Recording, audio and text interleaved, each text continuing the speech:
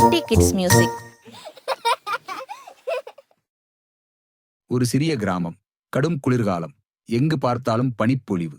மரங்கள், வீடுகள் என எல்லாமே வெண்போர்வை போர்த்தியது போல காட்சியளித்தன. இந்த கிராமத்தில் விவேக் என்ற குறும்புக்கார சிறுவன் வசித்து வந்தான்.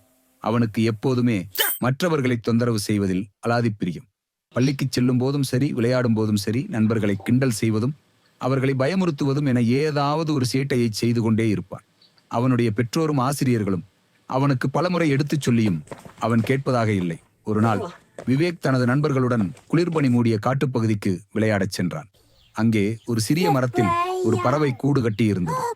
கூட்டிற்குள் குஞ்சு பறவைகள் கீச்சிட்டுக் கொண்டிருந்தன. விவேக்கிற்கு திடீரென ஒரு குறும்பு தோன்றியது. அவன் ஒரு கல்லை எடுத்து கூட்டின் மீது எறிந்தான்.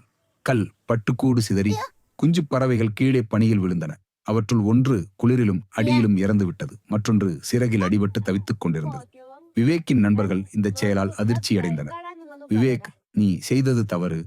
அப்பாவி பறவைகளுக்கு ஏன் இப்படி செய்தாய் என்று கேட்டனர். ஆனால் விவேக் சிரித்துக்கொண்டே, இது ஒரு வேடிக்கைதானே என்று அலட்சியமாக சொன்னார். அதே நாள் மாலை விவேக் வீட்டிற்கு திரும்பிக் கொண்டிருந்தார். வழியில் பனி உருகி இருந்த ஒரு மரத்தடியில் விளையாடிக் கொண்டிருந்த போது அவன் எதிர்பாராத விதமாக வழுக்கி விழுந்தான். அவனுடைய கையில் கூர்மையான ஒரு கல் குத்தி ரத்தம் கொட்டியது. குளிரில் வலி இன்னும் அதிகமாக விவேக் கதறினார். அவனது பெற்றோர் அவனை மருத்துவமனைக்கு அழைத்துச் சென்றனர். மருத்துவர் காயத்திற்கு கட்டுப்போட்டு மருந்து கொடுத்தார். விவேக்கிற்கு வலி அதிகமாக இருந்தது. அப்போது அவனுக்கு தான் காலையில் பறவை கூட்டிற்கு செய்த கொடூரமான செயல் நினைவுக்கு வந்தது. அப்பா, அம்மா, நான் காலையில் பறவைக்கு செய்தது போலவே எனக்கும் காயம் ஏற்பட்டு விட்டது. என் செயலுக்கு இதுதான் தண்டனை என்று நினைக்கிறேன் என்று வருத்தத்துடன் கூறினான். அவனது பெற்றோர், ஆமாம் விவேக், தன் வினை தன்னை சுடும் என்பார்கள். அதாவது, நாம் ஒருவருக்கு தீங்கு செய்தால் அதே தீங்கு நமக்கே திரும்பி வரும்.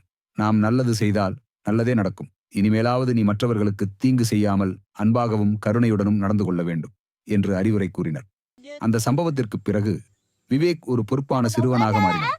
மற்றவர்களுக்கு உதவி செய்ய ஆரம்பித்தான். யாரையும் தொந்தரவு செய்யவில்லை. அவனுடைய நண்பர்களும் ஆசிரியர்களும் அவனது மாற்றத்தைக் கண்டு மகிழ்ச்சி அடைந்தனர். நீதி, தன்வினை தன்னை சூடும். நாம் செய்யும் நல்லது கெட்டது எதுவாக இருந்தாலும் அது நமக்கே திரும்பி வரும். எனவே எப்போதும் நல்ல செயல்களையே செய்ய வேண்டும்.